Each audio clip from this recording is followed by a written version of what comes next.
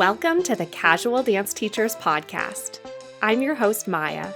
No matter who, what, or when you teach, I'm here to share all my best tips and tools, along with real and practical conversations with fellow dance educators to help you be the very best dance teacher you can be. Let's talk about it. Hi, everyone. Thanks so much for joining me for today's episode. I'm totally tooting my own horn here, but I think it's a really good one. I have a ton of ideas jotted down in front of me. I'm hoping I can stay a little bit focused, a little bit organized with this, because I really just want to rapid fire a bunch of ideas at you to try and help you with the process of teaching recital choreography. I know that's coming up, and today we're going to be talking about props and tools that I like to use in the classroom when we're working on learning that recital choreography. I did a props and tools episode way back in season 1, like the very beginning of season 1, and still to this day, it's one of the most listened to episodes. I think dance teachers just love having those simple ideas to engage their students in new and unique ways. And as soon as you bring out an item that is novel to the classroom or to that situation in the classroom in some way, even if it's something that's in the classroom all the time, which a lot of these ideas are, when it comes out in a new way, all of a sudden the students are curious, they're engaged, and that obviously helps us as teachers. So that's really what I'm talking about today. Let's just get right into it. I want to start with ideas that are best for the younger students. I am pretty confident that your older, more advanced students are not going to need any of these props and tools, but I promise I will get to them later on in the episode. So the first one is just place markers. That seems pretty obvious if you have rubber dots or place markers of any kind. I'm sure that you have used them for your littles before. But I just want to encourage you not to forget about using them when you're teaching recital choreography. If you don't have place markers, you can also use tape on the floor. So very simple, but especially with the younger dancers, I like to have some kind of place marker for them for any and every place that their body is going to be throughout the course of the dance. Under about 6 years of age, they are still learning spatial awareness, and it's really important to give them as many visual cues as we can. So putting something on the floor for their opening pose is great, but then make sure that you continue to reinforce their placement, moving the place markers or putting out new pieces of tape every time you start to work on a change of formation or a new spot for them. And with those younger ages, I've talked about this before, you don't want to do a lot of changes of placement. I like to kind of correlate that with their age. So at age 3, they wouldn't have more than 3 different places on the stage within their dance because they are really just learning. They might just be in one, and that's fine. Up to age 6, maybe they're going to be in 6 different places, like have an opening pose, then go to, a 2-line formation, which might shift into a circle and then open back up into a line, then a closing pose, something like that. So you'll have a few more shifts in there. But again, I'm using some kind of place marker to show them exactly where those are. And even as you get into a little bit older age group, a little bit more experienced dancers, I will still use those place markers. I like to turn it into a game once they've learned all of their formations, they've learned their choreography, kind of like musical chairs. So I'll put place markers out, especially if there's a quick transition, you have a big group and they have to get to a very specific formation in a short period of time and you're trying to make sure it's very precise. Put the place markers in place first, then put them in whatever their previous formation is, and say, okay, I'm going to play the music. When the music stops, you must freeze. And when that freeze happens, it's a great time for them to look in the mirror or for you just to assess them and say, is everyone very perfectly placed in their spots? Another one for young kids that I've also talked about before, but I really like to use this in recital choreography because inevitably with my just beginning dancers, there's always at least 1 or 2 spots in the choreography where they just cannot remember which foot they're supposed to step on first or which arm they're supposed to pick up first or something like that. Getting a couple cheap packs of scrunchies and using scrunchies when working on a specific section of the dance. So everyone gets a scrunchie around their right ankle, for example, for a section in which everyone is supposed to step on their right foot first, but they keep accidentally stepping on their left. Or let's say you're supposed to put the right foot in front first and they keep putting it behind. Having the tactile cue in this case of having a scrunchie around their wrist or around their ankle is a great reminder. And then hopefully their body will remember that tactile input. So when you take the scrunchie away, you're still getting better results of having more dancers on the correct foot. And I'm never going to say everyone's on the right foot, because for the younger beginning dancers, that is never my goal with recital choreography. I pretty much go into it with the mindset of, yeah, kids are going to be on the wrong foot at some point. It is what it is. But we're trying to get the best results for the most number of dancers. Okay, this next one is great for littles, and you probably already know that it's great for littles. I also use it for every age, every level, and I've talked about it before. So maybe a little redundant so far, but we're getting into it. I promise I have lots more for you. And this is, I put these two together, but I lean more towards one than the other, but a sticker chart or a felt board. I've talked about before why I really love my felt board in place of a sticker chart. And I made my own for a couple bucks. I don't expect everybody to do that. So just taking a piece of paper and slapping stickers on it works fine, but a felt board that you put up at the front of the room or in the corner of the room and you have pieces of felt, to me is just so much more reinforcing. And I'm talking about every age. I'm not joking. Teenagers can get into this, so don't write them off as like not needing these fun little tools and props. So number one, probably the first thing that you're thinking when you hear sticker chart, felt board, is we're using this for reinforcement. Absolutely. Throughout the class for young kids, it can be reinforcement for anything, like don't talk. And if you can go 3 minutes without anyone talking out of turn, you get a sticker. During recital time, I'm most commonly using the sticker reinforcement to set a goal like, let's work this section of the dance at least 5 times, and I'm going to give you a sticker for every time you complete that section of the dance. And once you get those 5 stickers, then we get to take a break of some kind, play a little game, get some kind of reinforcement. It might also be we're going to run the whole dance if you're really getting into memorization and conditioning mode and you're getting closer to recital and they know the dance, but they just have to get it down. We got to run this whole dance 5 times by the end of class.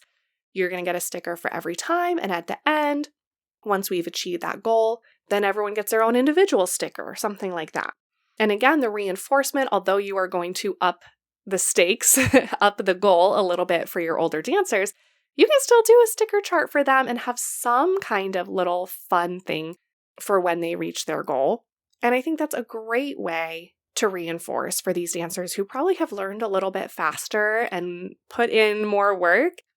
Why shouldn't they get some kind of fun reinforcement like that? Now, the other thing that I use the felt board for, and I've always just used it with just generic felt pieces. Again, you can absolutely do this with a piece of paper with stickers, but I love the idea, if you are like a little bit more of a Pinterest dance teacher than I am, of actually cutting out like little ballerina shapes. I say that because I'm a ballet teacher, but bodies, doesn't matter what if they're dressed a certain way for a certain style of dance or whatever, but like paper dolls, like cutting out little human shapes and then using them to create the formations of the dance. So this also really helps with retaining the different formations of the dance. It helps younger dancers with understanding spatial awareness and what the layout of the stage is meant to look like, not just being aware of their own bodies, but the formation that they're creating with their body as well. And you can also use these shapes on a piece of paper or on a felt board or whatever you're doing to demonstrate stage directions, to make sure your dancers understand stage directions, to demonstrate, hey, here's where the wings are. Right? You can have a little piece of felt for each of the wings. I'm thinking about like how, and this is not my area of expertise, I'm probably going to really embarrass myself with this, but like how you would see like a football coach going through play diagrams. That's what I'm thinking you can use this felt board or a chart of some sort for, to walk your dancers through. This is what this is going to look like and make sure that they have an understanding of everything from when they're back in the wings off stage, where are they, coming out on the wings, understanding every formation, understanding how they pass each other without hitting, and then getting back off stage at the end. So a number of different things that you can do with a sticker chart or a felt board. Again, I love having the felt board because it's just big. You can see it. You can slap a piece of felt up there as a reinforcer, and it's really exciting because everyone can see that happening. And it's reusable, sustainable, all that good stuff. This next idea also kind of goes with that football analogy. I feel like this is a great way to test out the dancer's actual intellectual understanding of what it is that they're doing on stage. So this would be for not your youngest dancers, not your most beginner dancers, but could be used for a variety of ages, and that's to make flashcards representing different parts of your dance. There's a lot of ways you can do this. You can write down vocabulary if it's a pretty basic dance. Just write down the names of steps that are within the dance. If you have a lot of elaborate choreography, maybe you do what I do, which is use really weird words or phrases to sort of represent different sections of the dance. So my dancers would know, like, hey, go to the top of the flower section. And I've explained to them why, in my mind, that's the flower section. So they're like, okay, sure. So I could write down a flashcard that says flower section, and then another one that says opening formation, and another one says ending formation, and, just representing the different sections of the dance. Or if you are working with younger kids, maybe you could use pictures that represent a step and or pose from the dance. And you could show the dancers the flashcards and have them call out what comes right before that or what comes right after that. Or say, when I show you a flashcard, I want you to sing the music that is playing during that section. Or hand them the stack of flashcards and say, I want you to put these flashcards in order to represent the flow of the dance. So we're taking an intellectual approach. You just never know which of your students need that kind of approach to really confidently memorize. I'm sure a lot of your dancers are familiar with memorizing all sorts of things for school using flashcards, so taking that approach to learning choreography is a great way to access some of the different parts of the brain that they're not using when they're just using muscle memory. Let's kind of pivot for a second from that intellectual approach to more of an artistic approach. How can we use props and tools to build the artistry and the performance quality of the piece? One thing that I've noticed with my dancers in the past is that if I have a dance that's very heavy on traveling, so again, this is typically going to be a little bit older, more advanced dancers because my youngest ones don't travel around the stage very much at all. They're just demonstrating their skills in one to a few set formations. But when I have a piece where dancers are interweaving and they're having to travel, or maybe it's a solo and I'm really wanting that dancer to eat up the stage space, sometimes that can really be a struggle. The dancers are trying to find the path of least resistance, and that's not always fitting with my choreographic vision, right?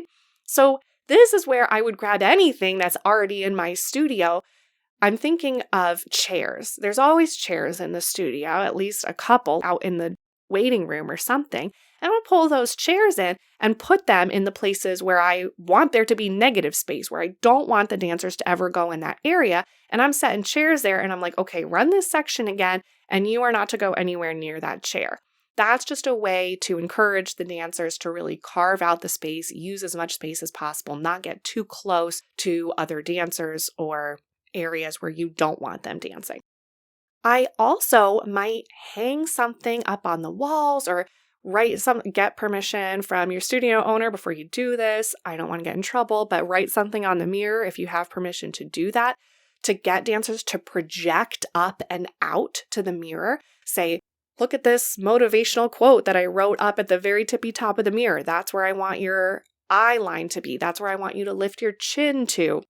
Look at this poster that I hung up, and not just necessarily at the front of the room. I'm talking about the mirror, but then again, if you're having a traveling section and you find that your dancer keeps cheating her face out to the audience because maybe she's more of a theatrical jazz dancer and you're trying to get her to do something that is a little more contemporary, where it's not just all about the audience and the fourth wall, hang a poster over on the side where he or she is traveling to, or hang various things around the room to create various different focal points to say, okay, at this point, you need to be looking at the poster of the red flower. And then for this section, you need to change your direction, move your whole entire body towards the blue flower. And then for this next section, we are going to cheat a little bit out towards the purple flower, right? So using those visual cues to try and get the dancers to connect with something beyond just the walls of the studio.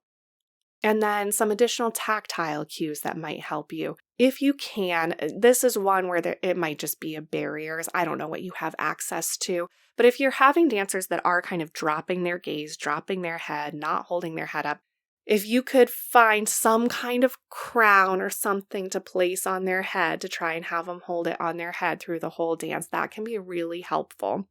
And that also leads me into various props that you can use to elevate the performance with the dancer's arms.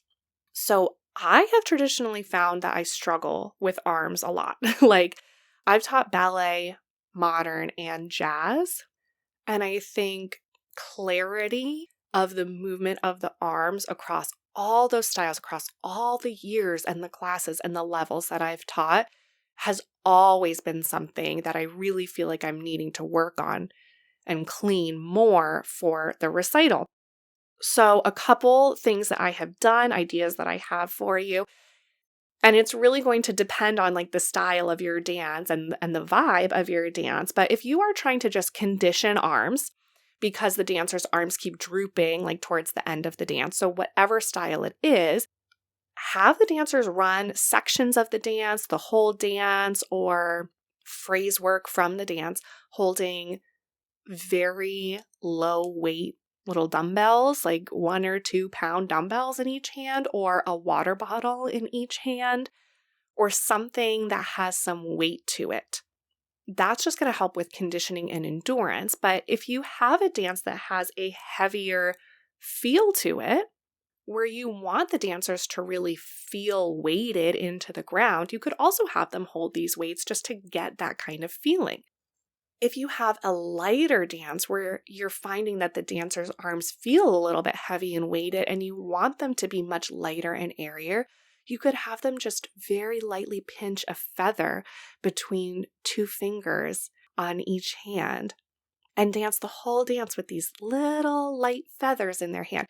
Notice how my voice is changing so much talking about holding a feather between 2 fingers, because it changes the whole dynamic of the entire body, internal and external. Hopefully that's not just me. I mean, I definitely have that like kooky artist thing where maybe that's where I'm connecting with it, but hopefully your dancers do too. That's what I hope and pray for every dancer, that they become a kooky artist, because it's just fun. Why wouldn't we be?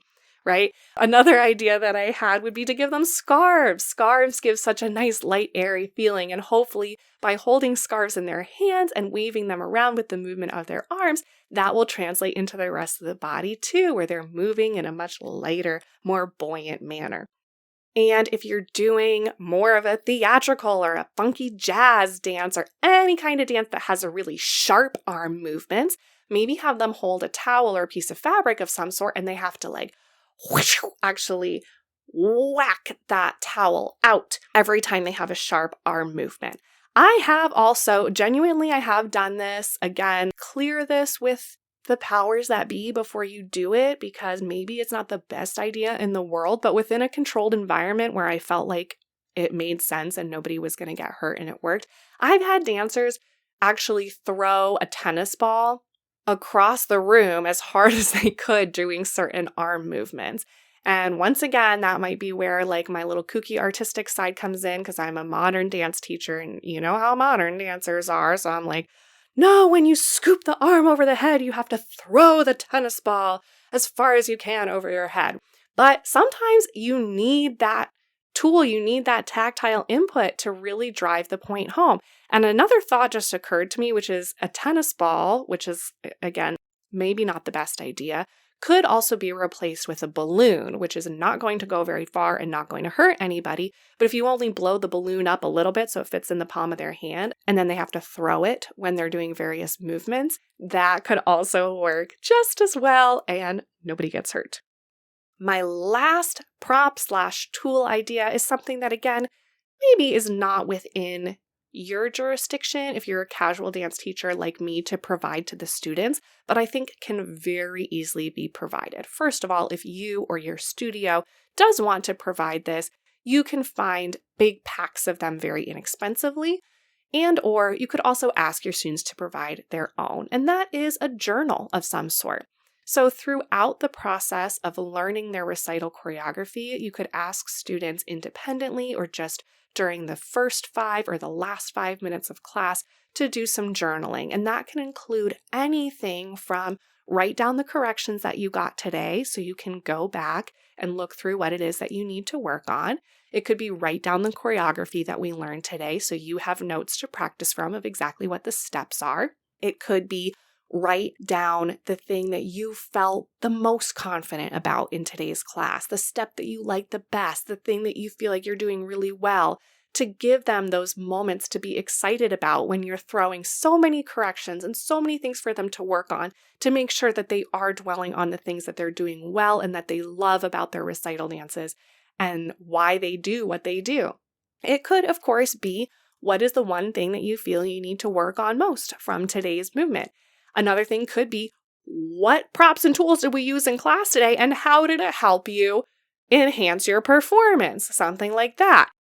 Or you could just even ask or allow them to free write for a couple minutes anything that they want. You don't need to look at it. It can be like personal to themselves, but just say, hey, let's reflect on today's class. What are you feeling? Take 2 minutes to write, and then we're going to do reverence, or we're going to do closing circle time, or take a bow, or whatever it is that you do to close the class. If you don't have the bandwidth to do that within classwork, you could always just encourage students to do that independently, get their own journal, things like that. But I think that's definitely a valuable tool to implement during this time when dancers are hearing so many things and learning so many things and trying to absorb so many things within a short class period. Make sure they have some way to kind of try and put that down on paper to process it at some point. That's what I got for you for today, guys. I hope that was really helpful. This time of year always excites me so much. I just really love delving into choreography with students specifically. It's such a different beast from like concert choreography, but it's just so rewarding and so fun in so many ways to see the way that students are shaped and grow by learning choreography. And I never ever want any student or teacher to feel like the process of teaching and learning recital choreography is a drag, that it's redundant, that it's not engaging, because it can get like that if you don't have a lot of different tools to lean on. So those are the props and tools that I think are the easiest and the best to use this time of year. Please, by all means, share any that I missed that you've been really enjoying using. Or if there's anything else you want me to talk about making the choreography process more enjoyable and engaging, I obviously would love to do that. You can find me in the Casual Dance Teachers Network on Facebook. That's a Facebook group. I'm also on Instagram at the Casual Dance Teachers Podcast. I would love to hear your review on whatever platform you're listening to the podcast about today's episode. And as always, I want to share my thanks to GB Mystical for the theme music. To close today's episode, I want to share this quote from Wendy Whelan, who said, "Don't think about tomorrow, don't think about yesterday. Think about exactly what you're doing right now and live it and dance it and breathe it and be it."